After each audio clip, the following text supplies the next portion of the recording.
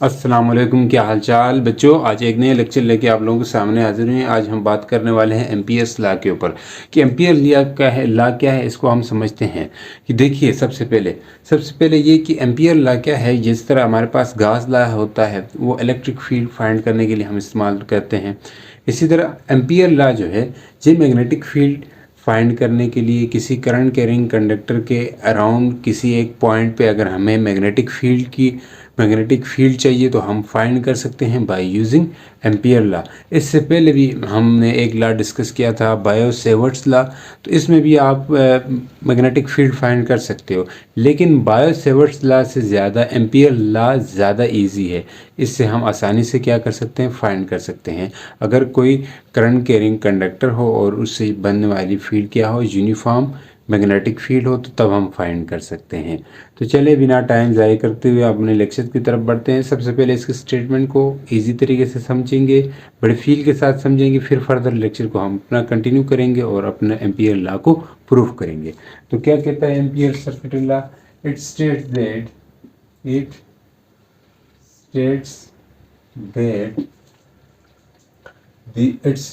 सबसे पहले आपके पास जो भी लॉ होता है उसकी स्टेटमेंट होती है। तो हम इसको अभी हम क्या कर रहे हैं, समझ रहे हैं, ठीक है।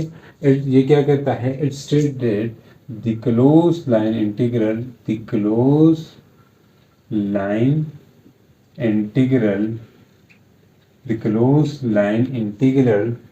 ठीक है, ऑफ मैग्नेटिक फील्ड ऑफ क्या है, मैग्नेटिक फील्ड, यानी कि बी भी लिख सकते हैं, ठीक है। Of magnetic field around a current carrying conductor, around a current carrying conductor is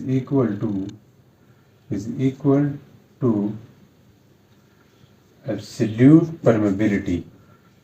यार, इसकी काफ़ी भारी भरकम आपके पास इसकी स्टेटमेंट है, ठीक है। इसको समझेंगे। Absolute permeability time current enclose bye conductor. ये बिल्कुल उलट है, देखो ज़रा, किससे? गॉस लॉ से। उसमें चार्ज इनक्लोज बाय कंडक्टर होता है, चार्ज इनक्लोज बाय सरफेस होता है। यहाँ पे करंट इनक्लोज बाय कंडक्टर, इसके इक्वल होगा।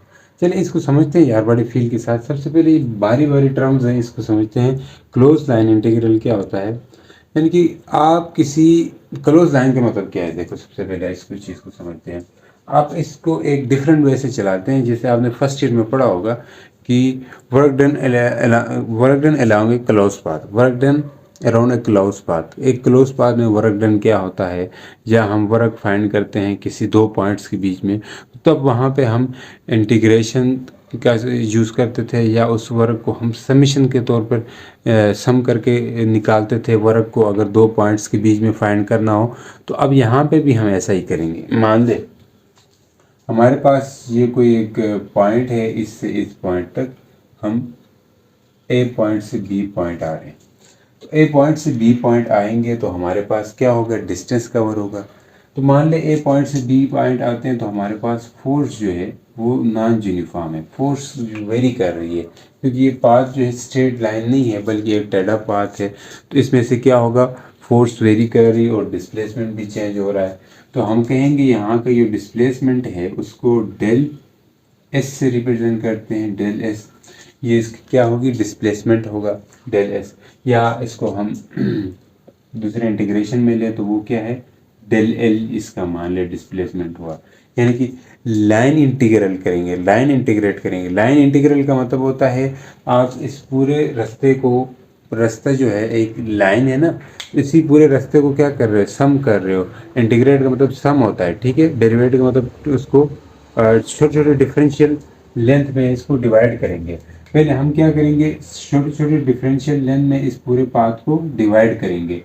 पूरे पूरे पाथ को डिवाइड करेंगे तो हमारे पास फिर इस सब पूरे पाथ को ए से लेके बी तक इंटीग्रेट करेंगे तो हमारे पास टोटल वर्क आएगा। तो हमें एक पॉइंट पे देखते हैं, तो यहाँ का एक पॉइंट पे जो डिफरेंशियल लेंथ है, जो छोटा सा डिस्प्लेसमेंट है, जो देखो ओवरऑल फोर्स क्या है, वेरिएबल है, तो हम फोर्स को कांस्टेंट रखने के लिए इस पूरे रास्ते को, इस पूरी लाइन को, ए से बी जो लाइन है इसको क्या करेंगे, डिफ्रेंशिएट करेंगे। हम छोटे से डीएल मतलब डिस्टेंस, छोटे से डिस्टेंस का हम क्या करेंगे, वर्क डन कैलकुलेट करेंगे। तो उस इस पॉइंट का यानी कि यहाँ इस पॉइंट का जो वर्क डन होगा वो किसके इक्वल होगा, तो डी डब्ल्यू होगा, क्योंकि डिफरेंशियल मतलब डिस्प्लेसमेंट है, छोटा सा मतलब थोड़ा सा डिस्प्लेसमेंट हुआ, इसको हम क्या कहेंगे, डिफरेंशियल डिस्प्लेसमेंट है।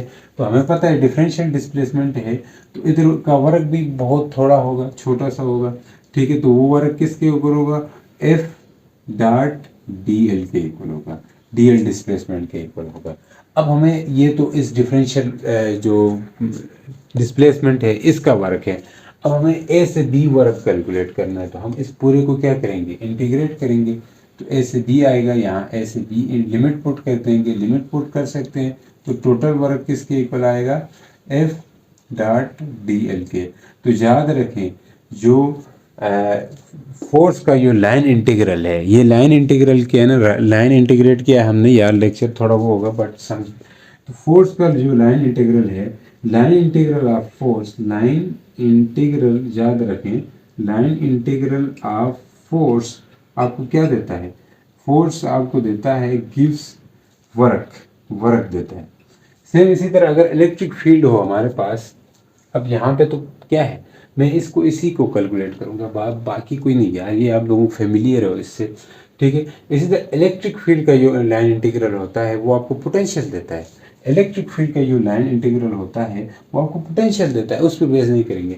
तो अगर हमारे पास अगर मैग्नेटिक फील्ड है कहीं पे, तो उसका भी अगर एक पाथ से दूसरे पाथ पे यहाँ पे मैग्नेटिक फील्ड है, जैसे देखो जी अर्थ के केस में यहाँ पे असल में ग्रेविटेशनल फील्ड होती है, तो यहाँ पे क्या होगा, यहाँ पे आपको पता है अगर ए से बी आए तो यहाँ पे भी लाइन इंटीग्रल होगा, तो वो लाइन इंटीग्रल हम इसको मैग्नेटिक फील्ड और डिस्प्लेसमेंट यानी कि डेल एल का जो लाइन इंटीग्रल होगा यहाँ पे मैग्नेटिक फील्ड के केस में।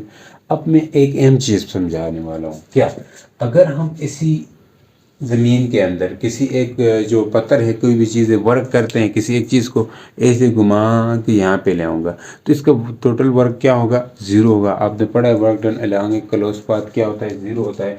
तो अगर एक क्लोज पाथ बनाते हैं तो अब इसका इनिशियल पॉइंट ए था तो वापस वहीं पे आए, तो तब आपके पास जो वर्क होगा वो क्या आएगा, यानी कि डॉट प्रोडक्ट किन के बीच में, फोर्स और डिस्प्लेसमेंट वेक्टर के बीच में, ये वर्क जो है ये जीरो आता है। यानी कि line integral of a close path is always zero. Line integral जो क्लोज पाथ का होता है वो जीरो होता है। ये क्लोज पाथ है, ये कौन सा पाथ है, क्लोज पाथ है, क्लोज पाथ है। तो क्लोज पाथ जो लाइन इंटीग्रल का क्लोज पाथ होगा वो क्या होगा, जीरो होगा। अगर मैग्नेटिक फील्ड है, अगर इसका कोई हम क्लोज पाथ ले लें, तो मैं यही चीज़ समझा रहा हूँ, close line integral magnetic field का जीरो नहीं होता। तो अगर यहाँ पे मैग्नेटिक फील्ड है तो इसका जो क्लोज पाथ होगा बी डॉट डी एल, ये क्लोज लाइन इंटीग्रल जो होगी, इसको क्लोज लाइन इंटीग्रल भी कह सकते हैं, ठीक है। तो क्लोज लाइन इंटीग्रल होगी, ये इसके इक्वल नहीं होगी, ये किसकी इक्वल होगी, close line integral of magnetic field. इसको क्या पढ़ेंगे, क्लोज लाइन। क्लोज लाइन के लिए आप जे साइन यूज करोगे, जहाँ पे के लिए भी ये साइन यूज करोगे, ठीक है। तो यहाँ क्लोज लाइन इंटीग्रल है किसी मैग्नेटिक फील्ड का, वो किसके इक्वल होगा, मैं स्टेटमेंट को समझा रहा हूँ यार, रट्टा मत लगाओ। देखो close line integral of magnetic field, ये इस चीज को कैसे पढ़ेंगे, close line integral of magnetic field around a current carrying conductor. अगर यहाँ पे हमारे पास कोई करंट कैरिंग कंडक्टर है, इसके अराउंड एक क्लोज लूप बनाएंगे हम, इसको क्लोज लूप भी बोलते हैं या इसको एम्पियर लूप भी बोलते हैं, एम्पियर, इसको एम्पियर्स लूप भी बोलते हैं, ठीक है। तो एक क्लोज लूप बनाएंगे, ये करंट जा रहा है, तो इस क्लोज लूप का जो लाइन इंटीग्रल है मैग्नेटिक फील्ड का यहाँ पे ये लाइन इंटीग्रल होगा इस क्लोज लूप में, यानी कि क्लोज लाइन इंटीग्रल जो होगा, ये क्लोज लूप बनाइए तो यहाँ पे क्लोज लाइन इंटीग्रल होगा, तो वो इक्वल होगा मैग्नेटिक फील्ड के अराउंड एक करंट कैरिंग कंडक्टर। ये करंट कैरिंग कंडक्टर के अराउंड जो क्लोज लूप होगी उसकी वजह से जो क्लोज लाइन इंटीग्रल होगा, करंट कैरिंग कंडक्टर के गिर्द एक क्लोज लूप होगी और उस क्लोज लूप की वजह से जो क्लोज लाइन इंटीग्रल होगा मैग्नेटिक फील्ड का, वो इक्वल होगा किसके, एब्सोल्यूट परमेबिलिटी। किसके इक्वल होगा, म्यू नॉट के। म्यू नॉट को बोलते हैं एब्सोल्यूट परमेबिलिटी, कि मैग्नेटिक फील्ड कितनी इफेक्ट हो रही है। यहाँ पे वहाँ परमिटिविटी थी, मैग्नेटिक फील्ड के केस में परमेबिलिटी होगी, equal to permeability time current enclose by a conductor. ये इक्वल होगा आई इनसाइड के इक्वल होगा। मैं इसको दोबारा करके लिखता हूँ। इसका क्या मतलब है कि ये क्लोज लाइन इंटीग्रल है, ये चीज़ें आप देखो जरा, रिलेट करो ना, समझो।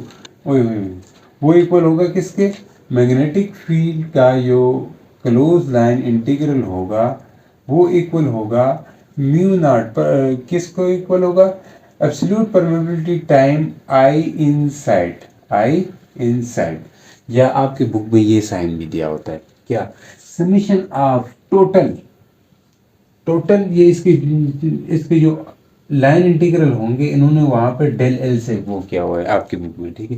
तो ये टोटल जो मैग्नेटिक फील्ड का जो समीशन होगा किसके साथ, यानी कि किसके साथ, डी डेल एल के साथ, तो वो इक्वल होता है किसके, absolute permeability time I inside जो कंडक्टर के अंदर जो करंट है इसके इक्वल होगा।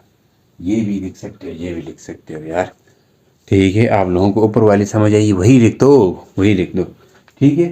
तो अभी हम इसका प्रूफ देखते हैं ये कैसे है। आप लोगों को स्टेटमेंट ज़्यादा रखने की ज़रूरत नहीं है, आप लोगों को फील हो गया, आप लोगों को कंसेप्ट आ गया।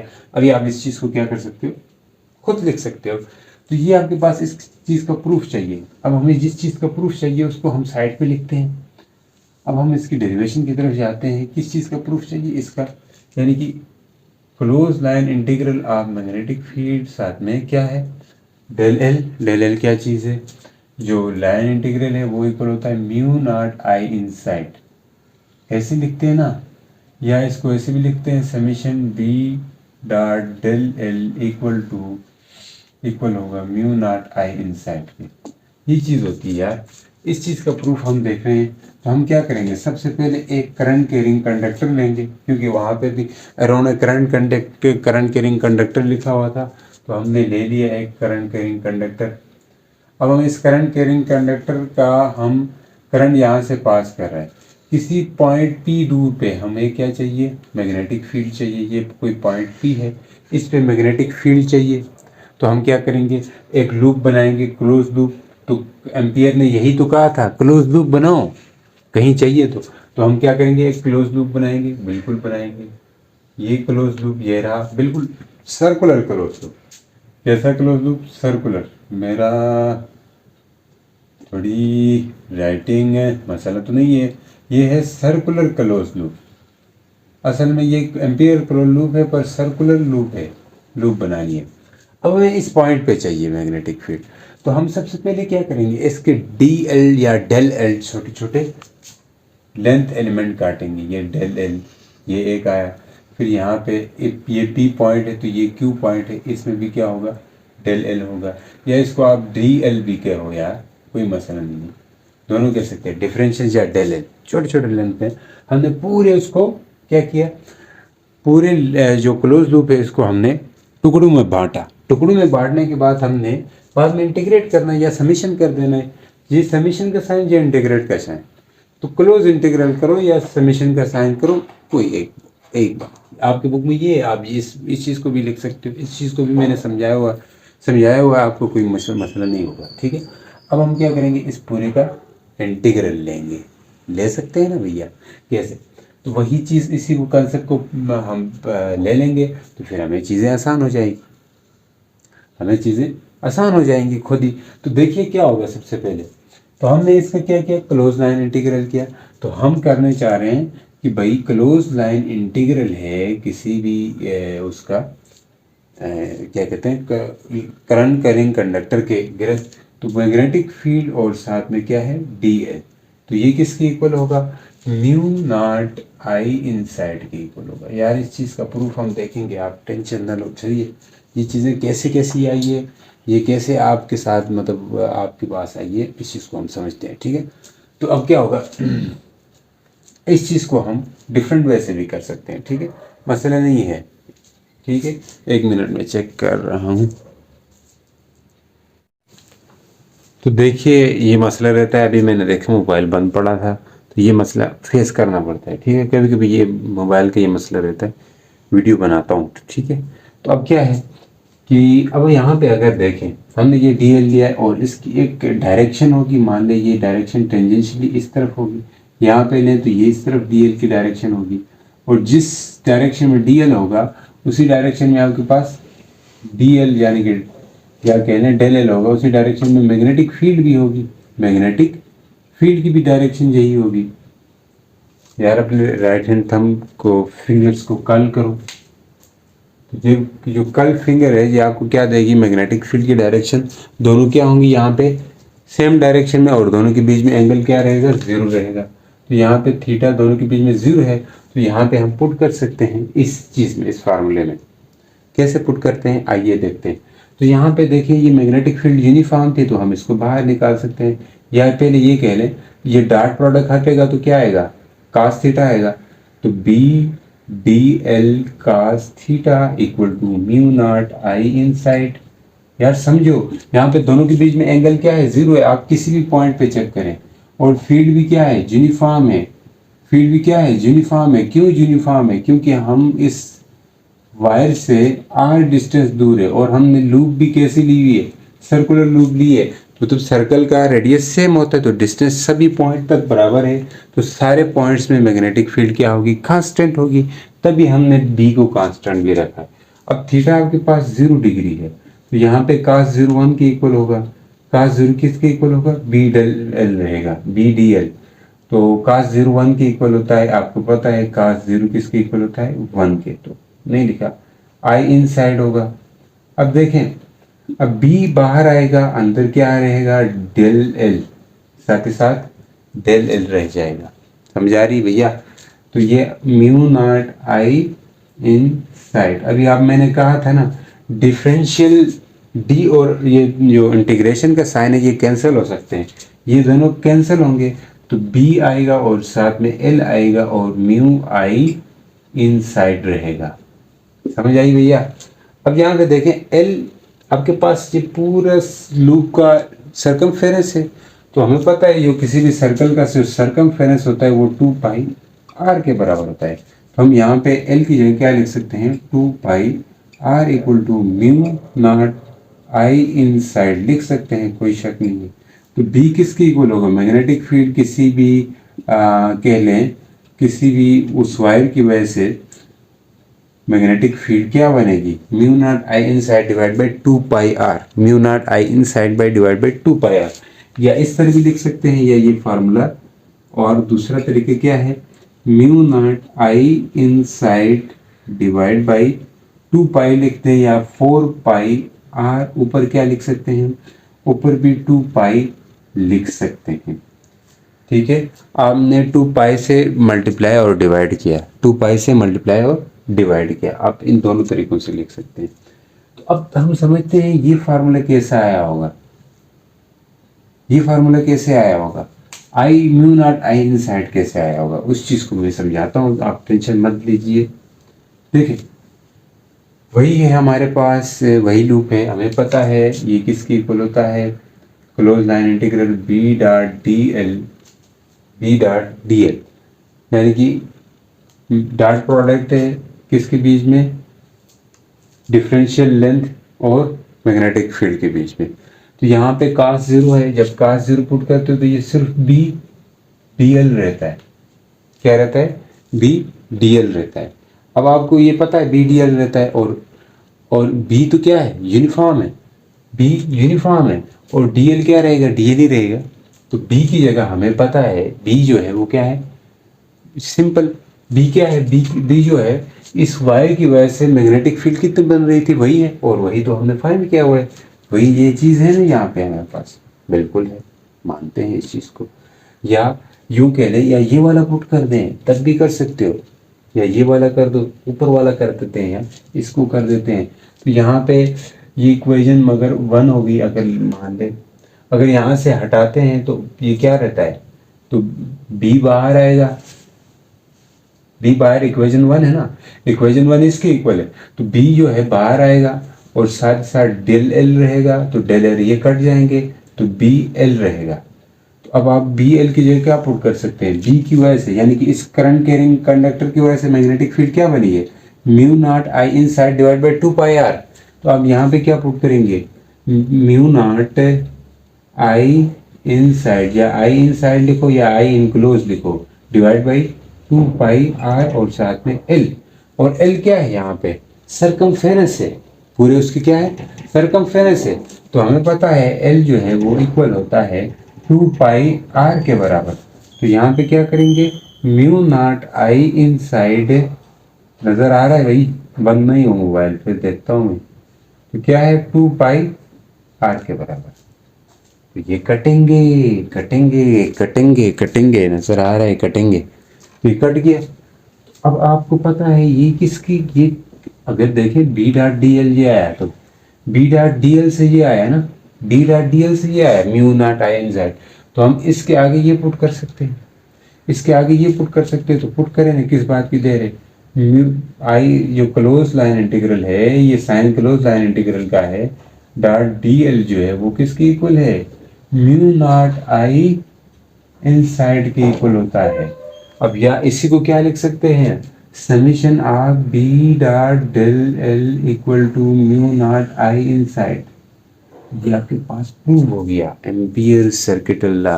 इसी लॉ को यूज करते हुए हम आगे सोलेनॉइड की वजह से मैग्नेटिक फील्ड क्या होती है उसको भी समझेंगे।